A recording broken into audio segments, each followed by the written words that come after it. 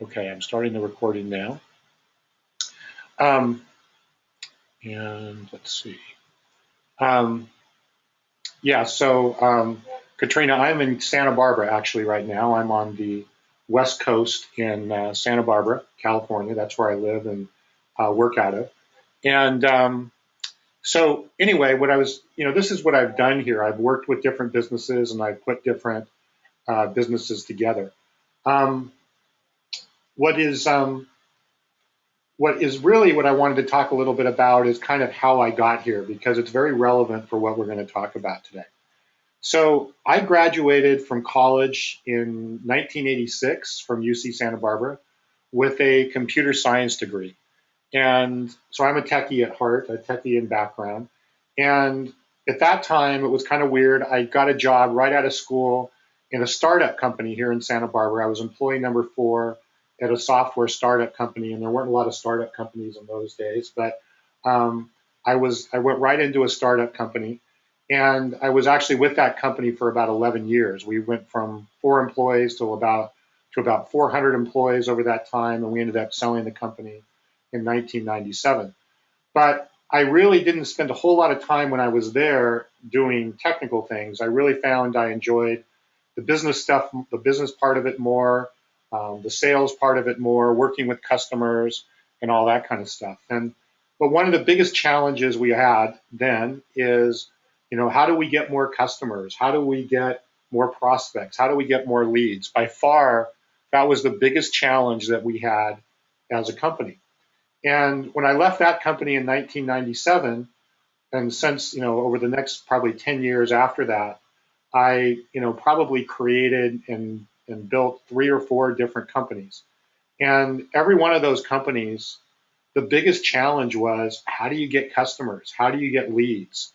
And, I would have investors in some of them, and I'd go into investor meetings, and the first words out of their mouth is, well, how are sales doing? And how are you looking for sales? And where are you getting your prospects? And it was really frustrating because, marketing and getting customers was for a lot of small businesses, well, firstly expensive and kind of a crapshoot. It was really kind of like, well, I don't know, let's try this, let's try that, see what it works. And I hated it. And, I actually kind of hated marketing because the people that I worked with on marketing, they always kind of had, ideas that were expensive, but they never really could prove if they would work or not work. And so it was really just kind of a difficult process. Then in 2008, I actually had a company that got purchased by Intuit, and I went to work for Intuit in 2008 for about a year and a half. And when I was there, I got introduced into their internet marketing department. And this was really the first time I got exposure into using the internet to actually market. And it was one of those things where it was still pretty new, but I was like, oh my God, this is what I've been looking for my whole career, a way to actually affordably market and to get new customers and to get sales expanding and to get new leads that were actually decent leads, and to do that in a way that was somewhat predictable and was affordable. And we could see what was happening and what was occurring and if we were getting good results or not getting good results. So all of these things, which I had kind of struggled with my whole career, I started to see coming together in this area of sort of internet marketing and online marketing. So when I left Intuit, I was just really enamored with the area, not because of the internet or not because of social media, but because of the potential of really helping businesses grow and do it in ways that never really were not possible. And a lot of what we're going to talk about tonight and in this whole webinar series is based with that point in mind, is how do you actually use digital marketing, and I'm going to define that and so on here. How do you actually use this to grow a business or to create a business or to get leads and to get things going and get results? So keep that in mind as you're watching this. This is based upon, expansion of business more than it is, hey, I want to go do some marketing just for the sake of doing marketing. So before we get into the agenda, a couple of housekeeping items. First of all, a question has come up a lot over the last week or so about replays. So I am recording this, and what I'll be doing is sending out the replay um, tomorrow to everybody who signed up for the webinar. And the replay will be up for 1 week. So it'll be available until next Tuesday when we have webinar number 2. And then I'll record webinar number 2 and we'll do the same thing. So each replay will be available for a week after the actual webinar.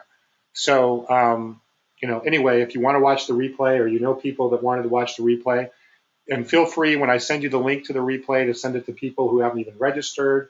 If you like it today, what we go over today, feel free to share it and so on. But that's how we're going to be doing replays on all of this. The second question that's come up a lot is, you're doing 8 parts here. And, what if I can't make a few of these? And am I going to be lost if I miss one and so on? I've really designed these, hopefully, to be pretty independent. I mean, there is definitely going to be some things that will build on each other, and some of the things that we learned today will go into more detail later on in the webinar series.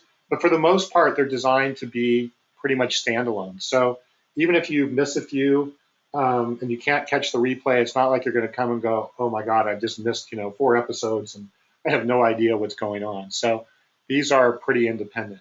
And then the third is if you know people, again, that when you watch this today that should be here and should be seeing this or whatever, feel free to invite them. In fact, please invite them.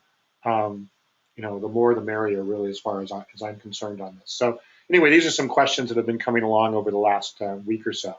So tonight, what we're going to get into is we're going to start off with, what is the purpose of marketing? This is an area that a lot of people have confusions on. So we're going to kind of clear that up. We're going to clear what I define to be digital marketing. And we're going to get into what I call, and these are my laws, the 5 digital marketing laws that I kind of use to govern what I'm doing when I'm doing digital marketing. We're then going to get into the anatomy of what I call a digital marketing funnel, which is kind of the secret for getting new sales leads and growing a business. We're going to talk about the secrets to a successful funnel. And then we're going to talk about how you can build a funnel and kind of the steps that go into that. And then at the end, and this is your incentive for sticking around to the end tonight, I have a special bonus that I have not announced or talked about at all that I'm going to make available to you, to anybody who sticks around here tonight. And then we'll end off with questions and answers. Most of you have found the question box. So if you have questions as we go along and you need something clarified or whatever, please put it in there. I'll be watching the question box as we go along here. Don't be shy at all. If I can't answer it as we're going along, then we'll get to the end and we can answer any questions there. And I'll stay on tonight as long as we have questions coming in. So anyway, that's a lot. We got a lot to cover tonight. I'm excited, though. There's some really good stuff here. So let's get started here and look a little bit about the purpose of marketing. So the sole purpose of marketing is to get more people to buy more of your product or more of your product or service more often and for more money. That is what the job of marketing is supposed to do.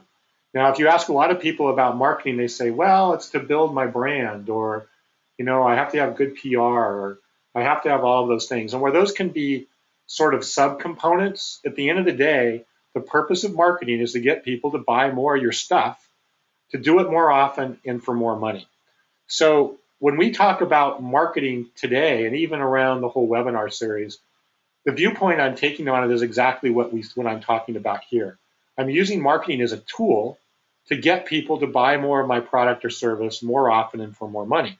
And as I said a minute ago, right, this was the challenge I've had as an entrepreneur and small business owner a lot of my career, is how to do this, and how to do it affordably, and how to do it, when you don't have a lot of money and you're just getting started.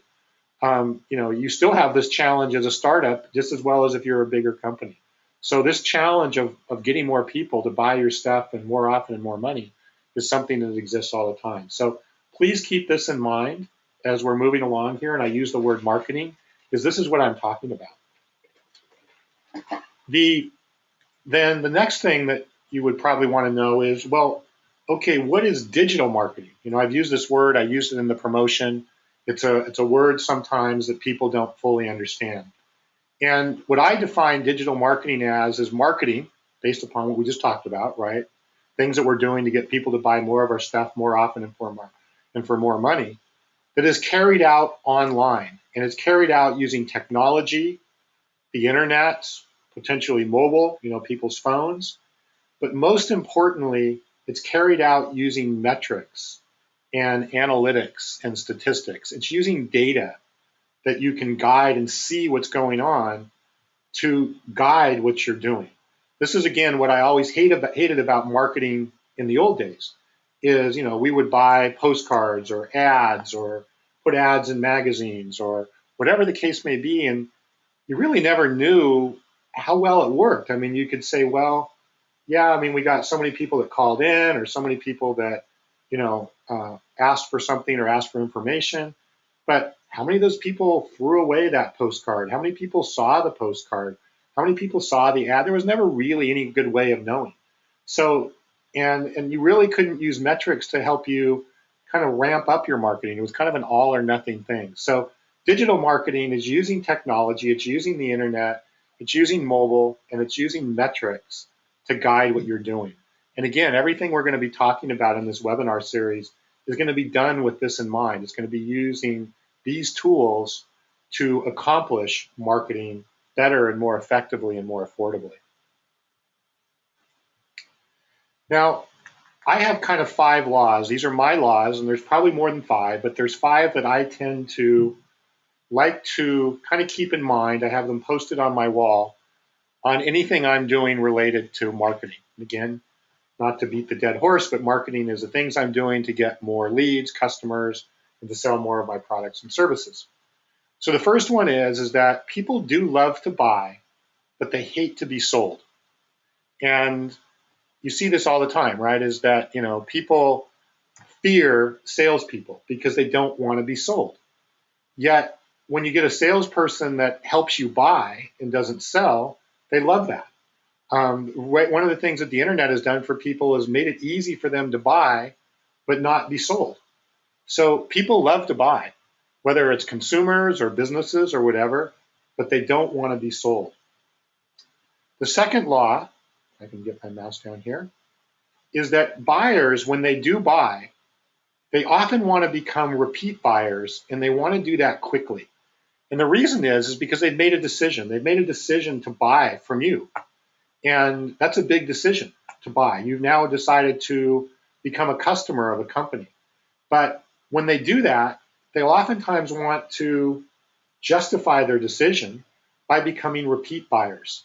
So I always look for opportunities to turn buyers into repeat buyers quickly. And we're going to talk about, how you can do that as we go forward today. Prospects want to be presented the opportunity to buy at the right time and are upset if this is not done.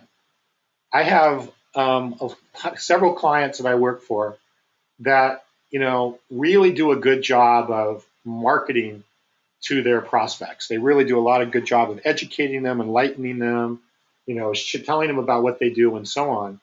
But then they're afraid to actually ask for the business. They actually are afraid to ask the customer or prospect to buy something.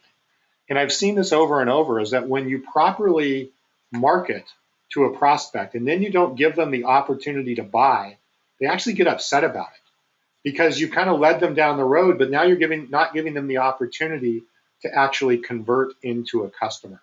So I always, again, want to remember is that prospects want the opportunity to buy, but they want it at the right time. They don't want it too early, and they don't want it not at all. So again, kind of a third law. This is real. The fourth one is really important in digital marketing in particular. So a lot of people believe that traffic, whether that's traffic from search, we're going to talk about traffic here in a minute, but traffic from search or from social media or what have you, they will think that if I get traffic, I'm going to get buyers, I'm going to get conversions. And traffic does not equal conversions. And probably the spotlight or the highlight of what we're going to be talking about tonight is the fact that traffic does not equal conversions. So keep that in mind as well as we're going through some of the points tonight. And point number 5 is never underestimate what is required to get a prospect to actually buy or convert online. And this is where I often get people as they say, well, I've done all of these things and I've bought ads and I'm paying for this, but I'm not getting people to buy. Well, what I tell them is you're underestimating what is required to actually get them to buy or convert online. And to me, by keeping this fifth law in mind, I'll tend to over-engineer, if you will, or do more than maybe is necessary to get a prospect to buy or convert online. And we're going to get into what that means here in just a minute. But don't underestimate it. Don't underestimate what it's going to take to get somebody to actually get out their credit card or request an appointment or talk to your salesperson or whatever the thing is that's conversion online. It's where people get into trouble. Look at the other way. Look at what all the things that you really need to do to make that happen. Now, I'm going to help you and show you things to do to make that so it's not as overwhelming and is not that difficult. But these 5 laws, like I said, I have them printed out on my wall, and anything I do, I'm constantly looking at those, because where I tend to fall into traps, or where marketers fall into traps, is where they start ignoring these things and they start getting focused on traffic, or they forget to actually present the offer, or they underestimate what it's going to be required. And these are things that don't get results. So just 5 laws to keep in mind. Okay, so what we're going to talk about tonight predominantly is what I call the digital marketing funnel. And the digital marketing funnel is about how, again, you use technology and all the things that we talked about, digital marketing, the technology, the internet, and so on, to actually get people to buy more of your stuff more often and for more money. So let's kind of take a look at the anatomy of the digital marketing funnel, and then we're going to go into some examples and some details going forward. I am pretty convinced, because I haven't been shown otherwise, that if you're going to be doing digital marketing, understanding and using the concepts I'm going to describe here in digital marketing as a part of a digital marketing funnel is really the key to success. I have really found no other digital marketing technique that is as effective of getting more customers, more leads, and more prospects. So with that in mind, let's take a look at the funnel. In fact, what I'm going to do is I'm going to kind of put the whole funnel here, and then we're going to kind of go at it one by one. So what we want to do in a funnel, like I said, I'm going to kind of put it here, and then we're going to rewind. So what we want to do is we want to take people from online traffic sources, and I have them over here: Google, LinkedIn, Facebook, YouTube, Twitter, Google+, email. I mean, the list goes on. This is not the total list. But these are all considered online traffic sources. These are places where you can potentially reach prospects online. We're going to talk about traffic in detail on one of the other future webinars. But the good news is nowadays is that traffic is like a commodity. You can get traffic. You can pay for traffic. You can pay for prospects that meet your criteria like you've never done before. I said it's like, getting traffic nowadays is like going to the gas station. You go in, you don't have to go and drill your own oil and come up with your own gas. You go and you put the pump in and you fill your tank. The same is true with traffic nowadays. There's so many different ways of getting good, what I say qualified traffic that is potentially interested in your company, product, or service, that it's really just a matter of how you do that effectively. That was not the case even 5 or 6 years ago, but it is the case now. So really the job is, if getting traffic is relatively easy, what your challenge is, or the challenges in digital marketing, is to take these people, move them through the funnel, and turn them into customers that actually pay money. Well, for that to occur, they have to go through 2 phases, kind of 2 parts of a digital marketing funnel, or 2 zones. They have to go through what I call a nurture zone, which I'll explain in a minute, and then they have to go through a conversion zone, which ultimately leads to a paying customer or a conversion. And again, a conversion could be not necessarily somebody who's buying something online. It could be somebody who requests a quote from you. It could be somebody who wants to talk to one of your salespersons to buy. It's somebody who's willing to do business with you. So that may include getting out a credit card and buying something, but they've made the decision that they want to do business with you. So that's really what this represents over here on the left. Now let's rewind. Well, I didn't want to go that way. Let's go back this way and kind of start again. So we want to move traffic into what we call, first of all, the nurture zone.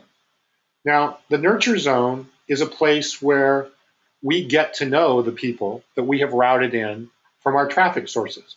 Because remember, when people come from traffic sources, they likely don't know who we are or even what we're promoting or what our products are.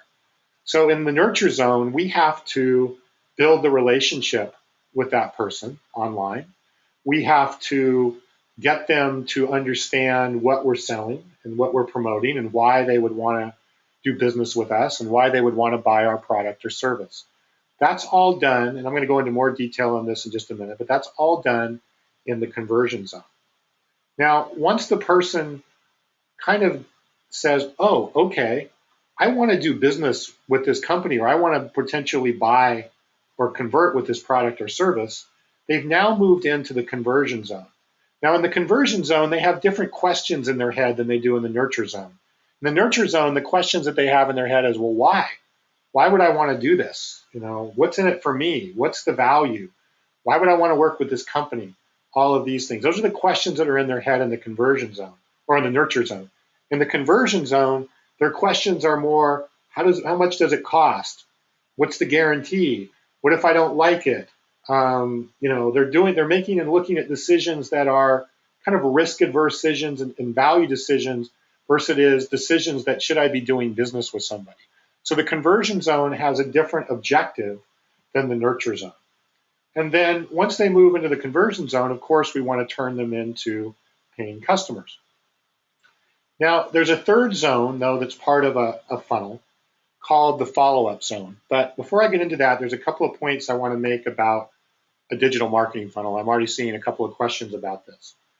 Is when you create and look at creating a digital marketing funnel, and I'm going to show you examples, and we're going to get into how to do this, we're not promoting our business. We're not promoting the name of our business or our company in general. What we're doing is promoting a specific product or service that we would like to sell or market to the traffic that we're bringing in. So let's say I'm a dentist and I want to bring in patients for teeth whitening. So I would build a digital marketing funnel that focuses on getting people that would be interested in teeth whitening into the nurture zone, getting them nurtured about why they would want teeth whitening, why they would want to buy it from me, the importance of it, getting their questions answered, then moving them over to conversion zone and getting them to buy or to come in and request an appointment to do teeth whitening. If I'm in the business of selling software, I would do, you know, my goal is to sell software, but I have to get the person to understand why they would want my software. What would be the value of my software? Why would they buy software from me? All of those types of things before they would say, okay, I think I want to, you know, actually look at purchasing the software. I mean, this is true if you're buying a car. This is true if you think about it. This is how you go about deciding how you purchase. Now, sometimes the nurture zone is very fast. Sometimes it can take a long time. You know, I have a client that sells $100,000 manufacturing equipment. Well, you know, those are big decisions. They don't just make that decision overnight. So the nurture zone that we had to put together in our funnel for selling a $100,000 piece of equipment was more sophisticated, more detailed, had more to it than, say, somebody who was buying a teeth whitening package at a dentist. It's just a completely different objective, but the process was still the same. We had to look at a nurture zone, the conversion zone, and so on. Let me grab a sip of water. Now, the follow-up zone is, the fact is that when, and you're going to say, well, you know, what does it mean to go in the nurture zone? Well, what it means is you're going to move somebody from a traffic source, one of these traffic sources over here, say over to your website, to a landing page, to something that you are in control of, and that you can now start to build a relationship. And like I said, I'll show you some examples of this in just a minute. However, unfortunately, not everybody is going to orderly move right through the funnel. They're not going to come in here, get nurtured, realize that they really want to buy from you and move over here. Many people are going to drop out of the marketing funnel and the online marketing funnel. However, and this is a mistake that most people make, is they believe that if somebody drops out of their marketing funnel, that they're not interested. They don't like what I'm saying. They don't like what I'm selling. They don't like my price. They don't like whatever. They believe that it means they're not interested. And the fact is that actually very few people, if you pick your traffic source correctly and you're getting the right people into your nurture zone, very few people drop out because they're not interested. Most people actually drop out because of a whole other purpose. They drop out because they get dispersed, they get distracted. There's, the kids need help. There's something that happened. They want to ask more questions. They want to talk to their husband or wife about it. They want to talk to their business colleague about it. Whatever the case may be, they drop out for a lot of reasons that have nothing to do with the fact that they're not interested. So what our job is when we're building a digital marketing funnel is that when they drop out, we have to bring them back. And we have to kind of bring them back and remind them, hey, we're still here. Come back to my funnel. And there's a couple of ways that we can do that. We can do that in some cases by email, if we have their email address. And I'll show you an example where that would be the case here in a minute. We can use email to bring them back into the nurture zone. We can bring them back and say, hey, come back and here's where you left off. If we don't have your email, the good news is now is that we can do things with online advertising where we can actually track people that come to our website and actually go in and our landing page or whatever we're bringing them into, and then automatically remarket to them to bring them back into the nurture zone. And the same is true with the conversion zone. So if they drop out here, which some will, then we can bring them back here as well. The fact is that your digital marketing funnel literally will be 10 to 20 times more effective by having a proper follow-up strategy. And most people don't do a follow-up strategy, and as a result, they don't get really good conversions over time. But if you really want good conversions, you have to look and take into account the follow-ups required to bring people back. And sometimes the follow-up is required as 5-6 times to bring somebody back. But the fact is when they come back, they tend to convert and move forward much faster.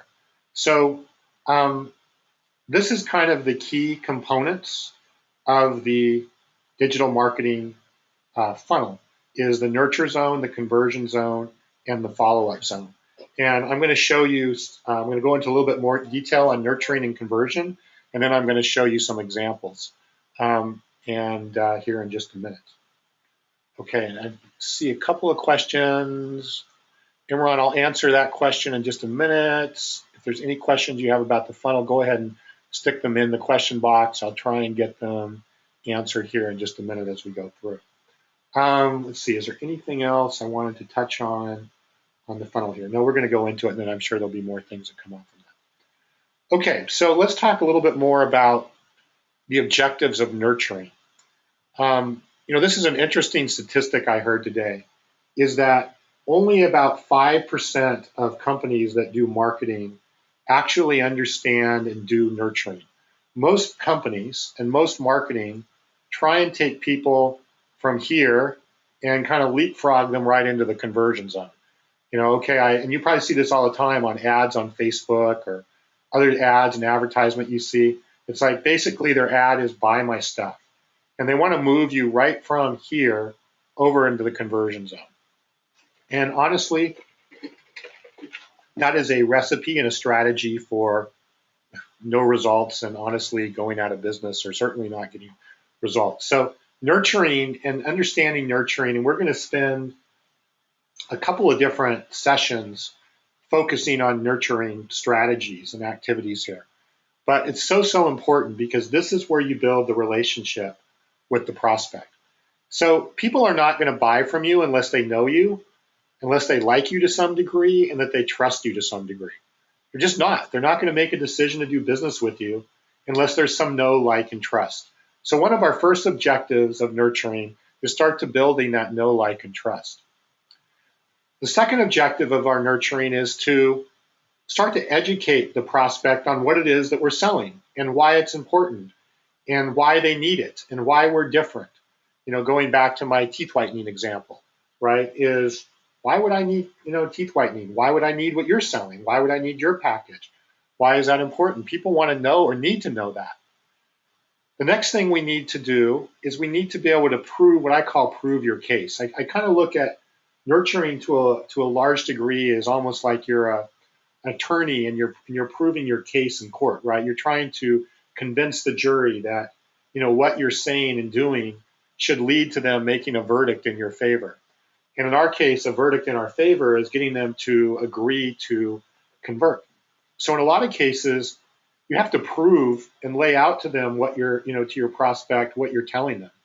If you say, hey, whiter teeth will, if we say, hey, if you get whiter teeth, you're going to be more successful and make more money, for example, and somebody says, really? Well, I don't believe that. Then you need to prove your case. You need to make a claim and prove your case. Now, again, the case and the size of your case and the sophistication of your case that you have to prove is going to be different based upon what you're actually selling. But either way, you've got to prove your case. And then what you need to do is you need to motivate and inspire the prospect to move to that conversion zone. You have to put some emotion into it. You have to put something there that actually causes them to get past the, well, yeah, but I'm not sure, or even worse, the maybe, and get them to convert. And, because a maybe is really the same as a no, because they're not going to move. And the fact is that we're kind of programmed as consumers and buyers to say no, right? We want to say kind of no, no, no, no, because we're bombarded with so many things. What we have to do as part of our nurturing is motivate and inspire them to convert and say yes. Now, the good news is that if you know how to do this, it's not as hard as it looks. In fact, a lot of it you're probably doing already. And, a lot of you who have businesses are experts in your particular field. You're experts in what you do. You inherently know how to nurture somebody, right? If you were going to sit down and talk to a prospect one-on-one, you would know how to do this because you know your business and what you do so well. So what you need to do is work out how to do this online and in a way that they can do it without, having to sit down in front of you.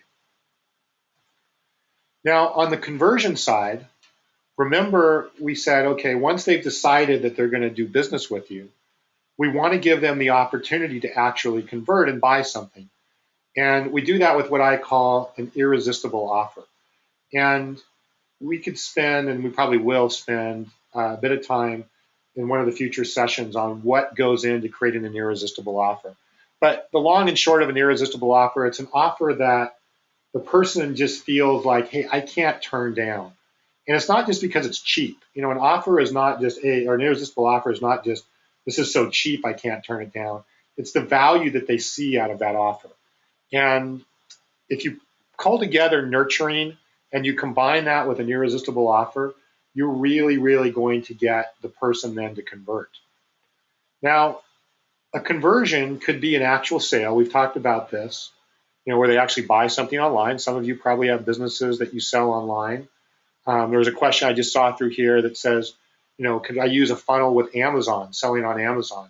Absolutely. I have an Amazon product line that I'm selling online, and I use funnels all the time with Amazon. It's actually a great way to get prospects to Amazon to buy your products on Amazon. If you're selling online, that would be an actual sale. If you're a service company, maybe what you want is to make an appointment with you or to have a consultation with you. If you're a large, company, a B2B company, and you're selling larger products or services, maybe the conversion could be talking with a salesperson and talking with a salesperson with an intent to buy and so forth. It could be any of these things that could be considered a conversion. But remember, when a person is in the conversion zone, they're now at a point where they're willing to do business with you. It's not that they're back in the nurture zone where they're still trying to figure out if they are going to do business with you and if they're going to buy something. They've decided. Now it's a matter of handling that and making sure that comes to a good conclusion.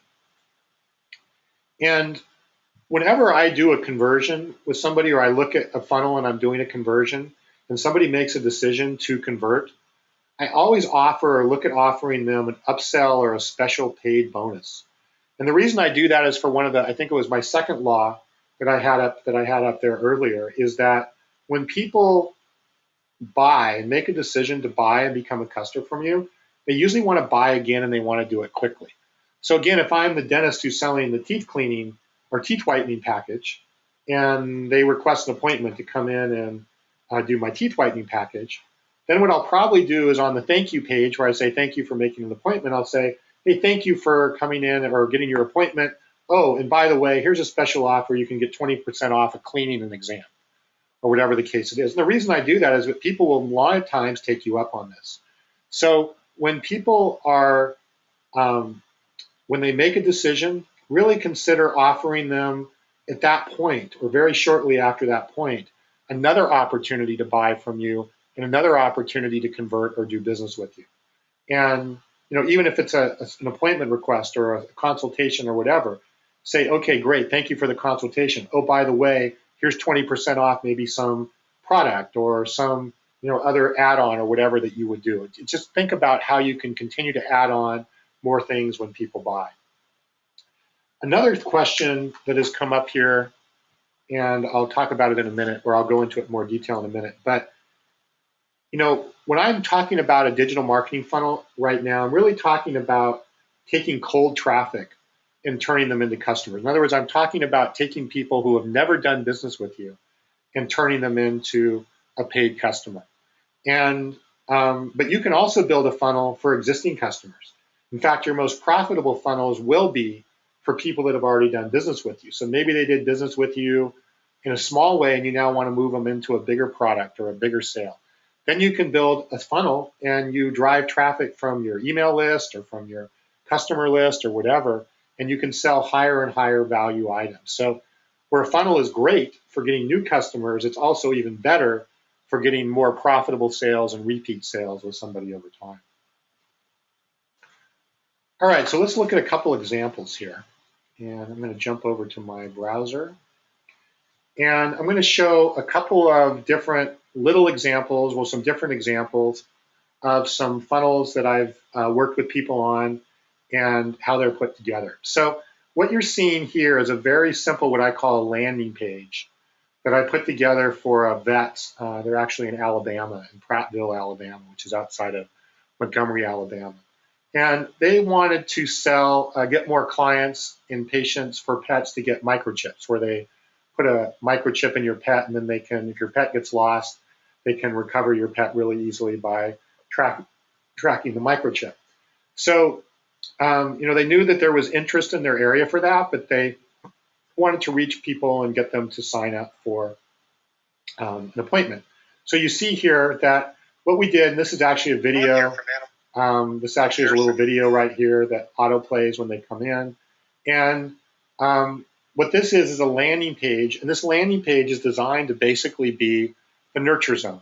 So we had a little intro letter from the doctor here, starting to build that know, like, and trust. And then in some cases we'd ask them to go ahead and make the appointment. But most people aren't just going to say, oh, make the appointment. They're going to want to get more information. So what we did on the landing page is, this is a one-page site basically, is we then started to ask them or answer their common questions that we knew people would ask, like, well, what is this? Why is this, what is the cost of a special price? Who is this home again? Why is this a good way of doing it? All the sort of questions that are in people's head that would be barriers for them deciding to do business with them and moving forward and asking for the appointment. Then we had a couple of testimonials here to kind of reassure the person that, hey, other people are being successful with this. And then we had a little bit about the vet practice itself, so they could see who they were. They've been around for a long time and so on. And then another opportunity to make the appointment. Now, this landing page in this example was the nurture zone. This was it. This was all we did for the nurture zone. And when they clicked this button, they were then taken to the conversion zone where they could fill out and request an appointment. this was a very simple funnel, okay? But we built, and I always recommend to start simple. You know, you can build, and I'm going to show you a more sophisticated funnel here in just a minute, but funnels don't have to be sophisticated. What they need to do is accomplish the purpose of what we just talked about, which is nurture and convert. So people are coming through the funnel here, and our goal here is just to get them to make an appointment to come in to get the microchip at that point. And you know, this funnel is being decently, it has decent results. I believe that we're getting about a 12% conversion rate. So it means, you know, 12 out of every 100 people that show up here are clicking through and making an appointment. And these are cold traffic. These are people that have never dealt with them before. And that's really good. Of course, we have our follow-up. So when people drop out, we're following up. We're bringing them back to the funnel. We're bringing them back to the page. We're re-inviting them to the page. But the point is that it's a decent conversion. Could it be better? Yeah, for sure it could be better. Could there be things that we could do to make it more sophisticated? Yep, for sure. But we can find out very quickly by using data and analytics. We can find out how many people are coming to the page, how many people are converting, what they're doing. We can track all of that to find out if, in fact, our nurture zone is being effective. Now, the way that we're getting people here is through a simple Facebook promotion. So what you're seeing here is a Facebook ad. And our goal here, this is kind of the traffic part of the funnel, right? This is where we're reaching out to people. And we've targeted this ad to the Prattville area. We've targeted it to people, ideally, who own dog or cats. And what we're trying to do is we're trying to attract attention and get them to click. And when they click on this ad, they end up going, or this promotion, they end up on this landing page. So this is the traffic part of that picture, is we're just doing this to get people to come through. You'll see over here, this is working quite well. Our click-through rate on this ad is about 4%, which is great. We've had 293 people, you'll see over here on the right, come to the page. This has only been running, I think, a little less than 3 weeks. And we've created a funnel. Literally, we've spent $56. You'll see that over here, amount spent $56. And this was an example of a simple funnel. The key is, though, is we followed what we went through of having a nurture and a conversion process on this and putting this into place. Now, again, this is just one example, right? We chose to use Facebook as a way to get traffic. We chose to use it as a way to get people involved in things and so on. So these were all things that we did, again, just to bring people into this very simple nurture page. Now, here is I'm going to take you now to a more sophisticated one. Actually, this was also a pet-related one as well, but a little bit different. This company called Active Pet Health, they sell allergy rescue or allergy remedy allergy products for dogs. So they're natural, holistic allergy products for dogs, and they're pretty expensive. So they sell from $35 to $50 for a $2 or for a 2-ounce bottle. So they're expensive, and they're require a bit more nurturing for somebody to buy a $50 bottle of allergy medicine. So what this is a little bit more of a different funnel where people are coming to this landing page. There's a video here that talks to them a little bit about why they should opt in. So you see here, we're actually asking them for their email. And then what we're doing is we're saying, hey, what we're going to do is we're going to share with you the 3 secrets to handling your dog's allergies that your vet won't tell you. So when they click this, they're brought to a second page here where they can watch a video about the 3 secrets to how to handling your dog's allergies. And the video is about 15 minutes long. So in this case, the nurture process we learned when looking at people, we needed to educate them more on why they needed to be thinking about the product that we're selling here and why it's important and so on. And then when they did that, they could click on this button here, and this would take them to the next page where they could actually purchase Allergy Rescue. And that was the name of the product. So this is the actual name of the product here, as you're seeing. This is the product. This is what it looks like. and then they could go forward, in this case, buy it for $34.95 because it was a sale or a promotion, and it talked to them more about the product. This was kind of the bridge between the nurture zone and the conversion zone. But once they went to here and they filled out their credit card information, they were full on in the conversion zone, right? So we had to carry them step by step through to get them through here and get them into this page. Now, if we would have taken them right from the ad or the promotion to here, do you think they would have bought it? Of course not. They needed to know why they were spending $35 for a bottle. The other thing is you'll see down here, this is still amazing to me, is our upsell right here was, yes, I want to add 3 more bottles onto my order for an additional $89.95. So I want to buy one, but if I'm going to buy one, I also want to go ahead and add 3 more on. And I would say 60% of the people, when they've chosen to buy one, go ahead and buy 4, and they end up buying the upsell. So here's an example of people taking through and buying the upsell right at this point.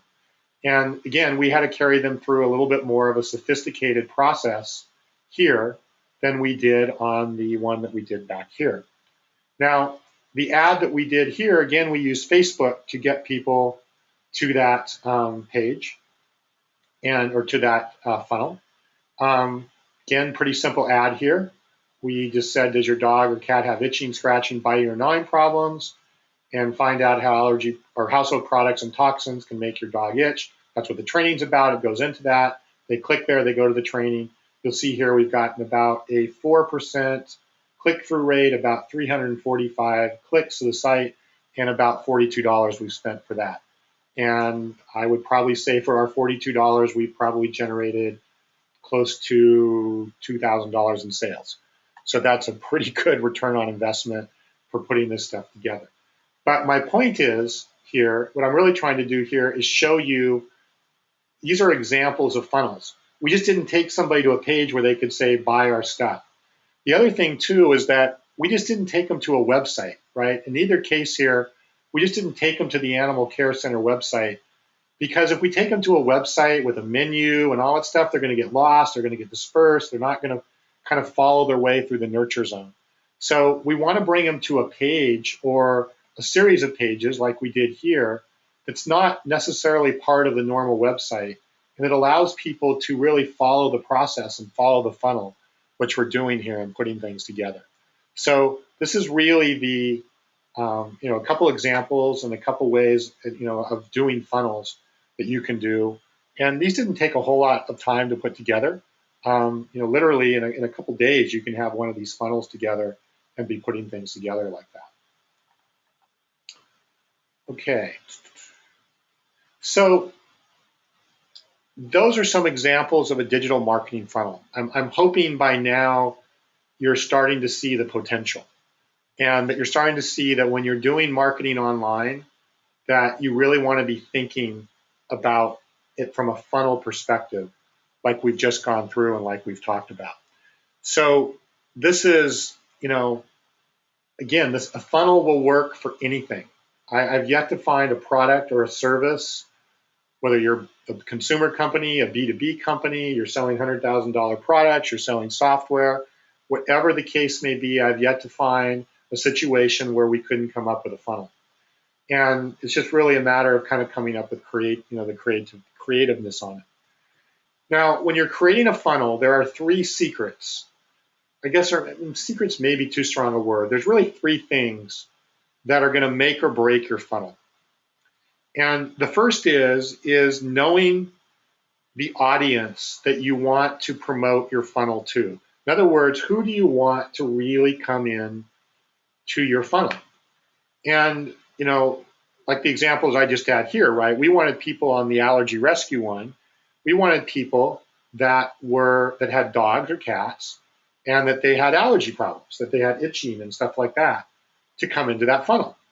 And you can do research online, and again, that'll be a subject of another webinar where I'll show you how to do this research online, to find out the demographics of those people. You can actually go in and say, show me people that have expressed interest in dog allergies or dog allergy remedies, and tell me about them. Are they women? Are they men? What are their age? Where do they live?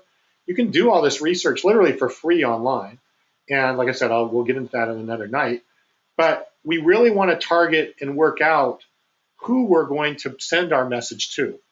And again, we couldn't have done this even 5 years ago. I mean, it's like, this is a business person's dream, is being able to go out and hand pick and determine who it is you want your audience to be, and to do it with a level of specificity, it's easy for me to say, anyway, being specific enough that you're actually targeting the right person. So work out in your mind when you're building your funnel is, who is your ideal audience?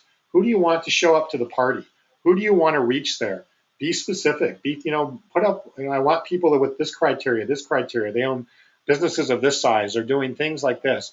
Be as specific as possible, because believe it or not, you can probably reach them with the right promotions.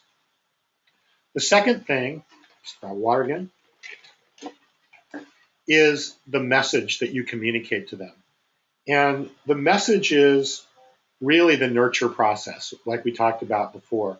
And there's a lot, in fact, I think we have a whole night that we're going to be talking about messaging, because it's so important. How do you present the message? So for example, in the example I just had, the message that we used was the secrets to handling your dog allergies that your vet won't tell you.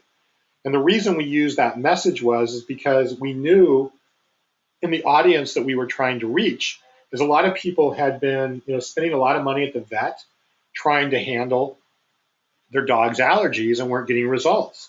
And were spending money, and they were putting in medicines, and that was sometimes creating more allergies and more problems. So our message here was, hey, learn about things you can do that your vet isn't going to tell you, because we knew that was going to resonate, and we knew that was going to be the foundation of our nurture process and how we were going to build people together. So the message is an important part. The third then is, and we kind of touched on this before, is the irresistible offer.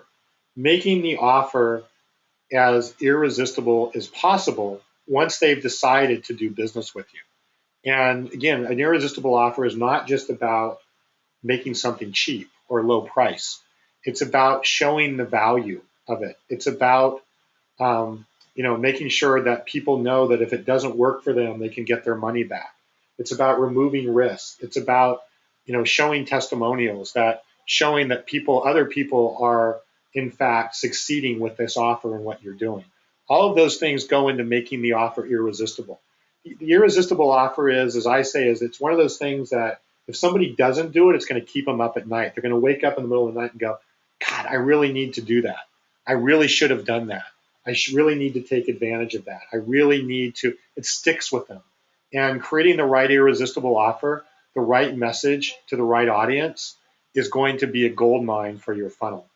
And I'm just showing you the mechanics of the funnel here tonight. But when you combine the mechanics with the three things that we have here, then what you can start seeing literally is funnels that are converting 20, 30, 40%.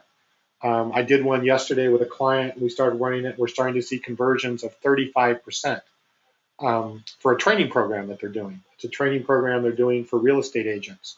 And we built a funnel, and we're seeing 35% conversion rates. That's awesome. And I'm not saying that that's going to happen day one.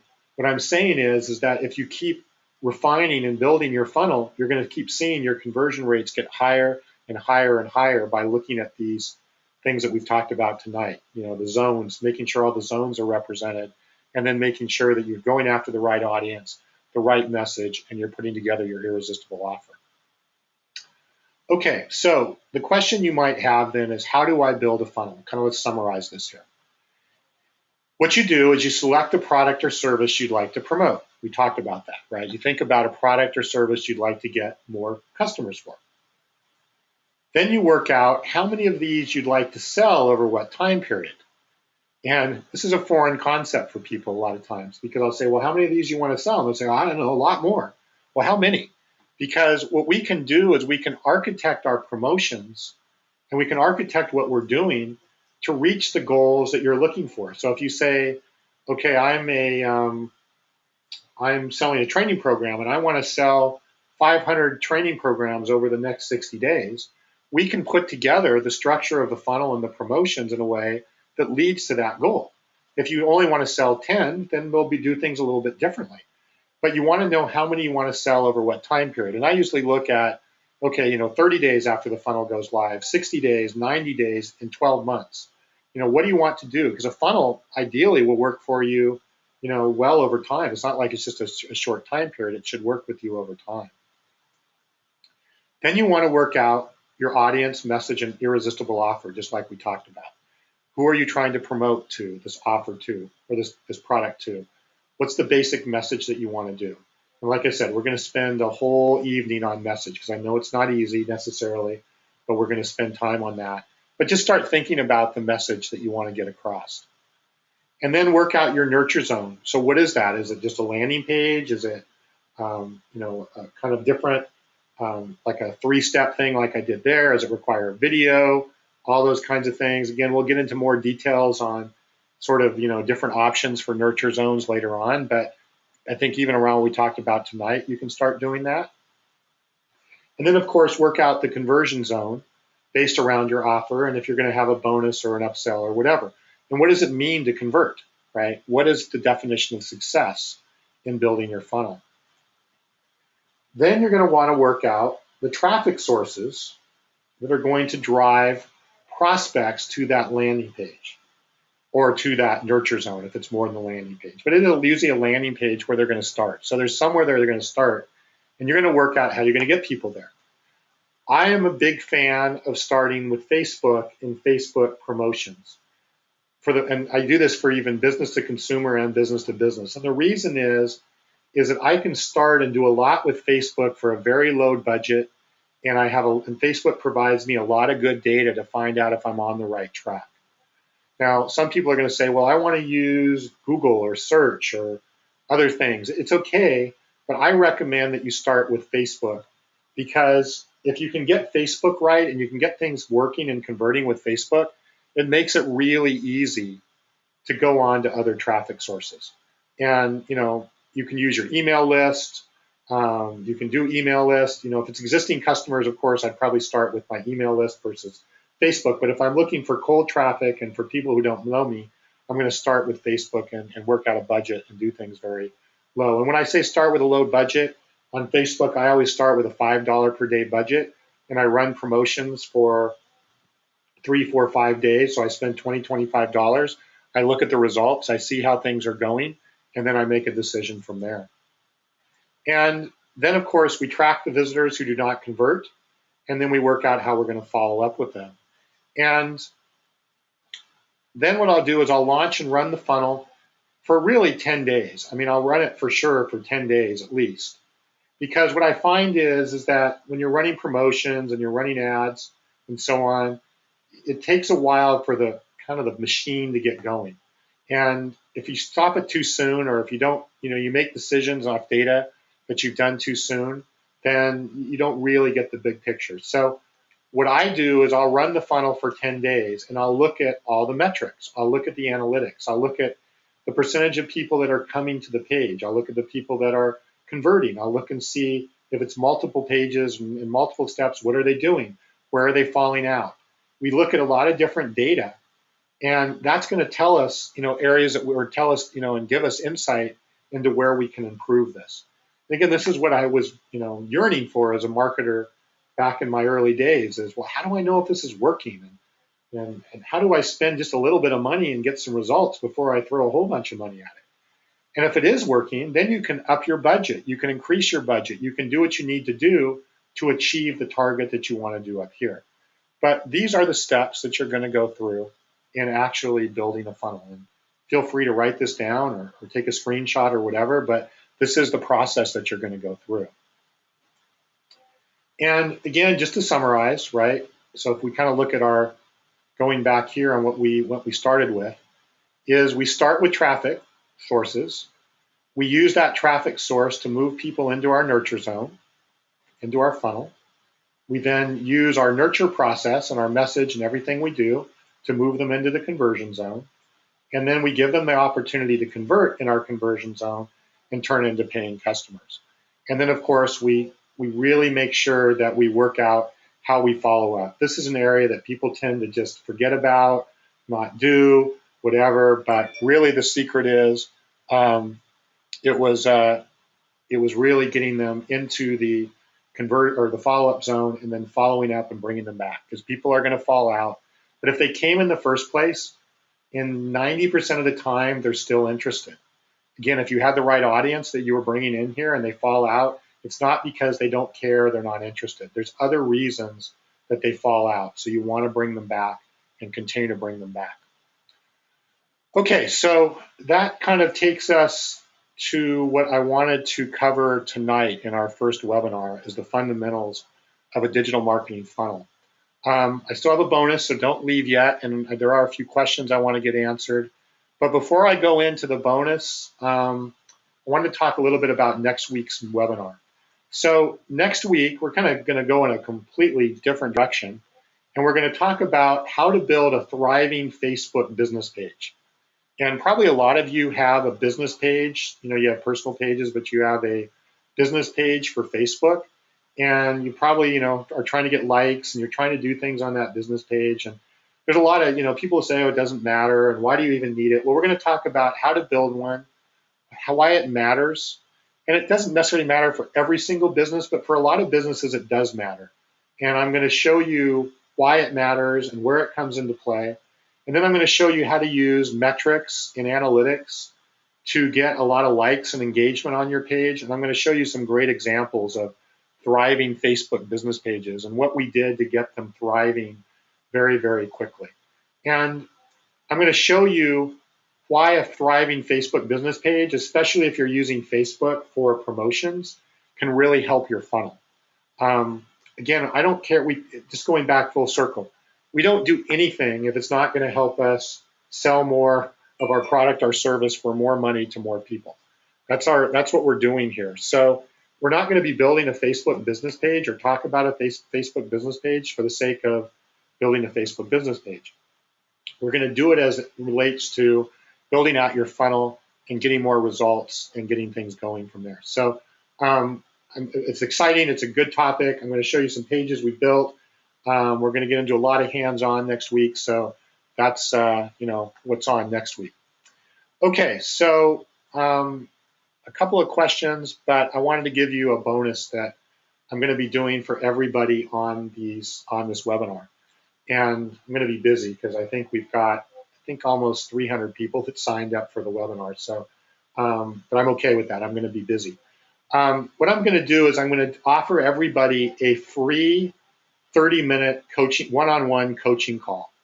And what I'm going to do on that coaching call with you is I'm going to, you know, have you tell me a little bit about your business, what you're trying to accomplish, what you're trying to do with your funnels, and give you advice. I'm not going to try and sell you anything. If you want my help, I know you'll ask for my help. So I'm not going to, the goal is not to sell anything. The goal here is just to help you and take you one step further. So I would love to talk to everybody over the course of the next 8 weeks. You know, I'm not going to be able to talk to everybody in the next week. But what I've done is I've created a page you can go to, and it's looks like this. So when you go, and I'm going to go ahead and put this URL actually in the chat box, so you can just go ahead and click the URL and go here. And what this will do is actually take you to a page where you can go in and select a time for your 30 minutes. So I have the times that are available, that I'm available to do these coaching calls. And you can go on here and reserve your time. So you just click a time, and then it'll ask you to a page to give me your website and a little bit about what you're talking about, so I can do a little homework before the call. You'll see here I'm doing even some times in the evening. I'm doing some times on Saturday. Like I said, I'm going to be busy, but just go ahead and grab your time when you want to do it, and I'll do the coaching call with you. And again, that's totally free. I'm not going to go on the call and pitch you and try and, you know, hard sell and all that stuff. What I'm going to really try and do is just give you some one-on-one help above what you're getting on here. So I'm looking forward to everybody taking advantage of that over the course of the time here. So the thing is there. Here's the point. You can also email me at tom@socialmarketingnoise.com. Certainly if you do want help and you want more than just a 30-minute coaching call and whatever, I can talk to you, see if it makes sense to route you into, a program in one of our businesses. But my first point here is to really get you off the ground and to get you going and making more money with your funnels and all that kind of stuff. So feel free to email me and get me on the coaching call as well. Okay, so let's see here. We've got a couple of questions. One of the questions here, I think we've hit a lot of them, is would you use a contest for your funnel, to drive your funnel, an online contest? That's a good question. I use contests frequently, actually, to drive funnels, but I don't do that as a starting point. I always start off with the simplest funnel as I can, with which kind of what I call the minimum viable funnel, an MVF. What is the minimum viable funnel that we can start seeing some results with? Because probably most of you, if you're in small business or even if you're in a larger business, right, you don't have tons of extra time. Most of us don't have tons of extra money. So what we want to do is we want to make it as simple as possible to get started. So I always look at building the minimum viable funnel and then seeing what we do and then build on top of that. Now, if we start to see our funnel performing, or we think that, hey, maybe we need to do something a little bit different because we're not getting the right people or we're not getting the right results, then contests can be a great way to get people into your funnel. Contests, surveys, quizzes, there's all kinds of things that you can do to kind of kick it up the next notch and get people into your funnel. But again, it's not where I start, or where I would actually start and go from there. Let's see here. Will a funnel work with Google and Google search? Yeah, it will. And like I said, there's a lot of ways to fuel your funnel once you get going. But again, if I probably wouldn't start with search unless you already have, you're really ranking very high and you're ranking high for certain keywords. I would use some promotions to then build people into the funnel and get them going from there. I can't stress enough, go simple, create the minimum viable funnel and start building on that. And with that in mind, don't expect that you're going to launch a funnel and the next day you're going to have 500 customers lining up your door. This is a little bit of an evolution because you have, and again, it's a journey. It's a journey of putting things together in the right way. But when you do it, and after 10 days or a couple of weeks, you're going to start to be seeing results. You're going to start to see a consistent flow of new customers. You're going to start to see a consistent set of results. Sometimes it'll come faster, and when that happens, that's great. But set your expectations realistically and just build it out and put things together and put things into place, and you will see results. Like I said, I've yet to see a funnel that when properly put together did not work and did not get results. Another question about the replay. Yes, the replay, like I said, we're recording this session. I will be sending out the link to the replay tomorrow to everybody who registered, and the replay will be available until next Tuesday when we do our next seminar. So by all means, go ahead and watch the replay and go from there. And I think that's it. Well, I didn't do too bad. We ran a little bit over, but so please email me, give me feedback. Tell me if there's things that you'd like to have covered in the rest of the week. If there's areas that you'd like me to cover in more detail, if there's areas of confusion, I'll do whatever I can to help and answer your questions by email over the course of the week. Take advantage of the coaching call, do that, make that happen, and otherwise, have a great night, and I will see you next week on webinar number 2. Thanks again, everyone.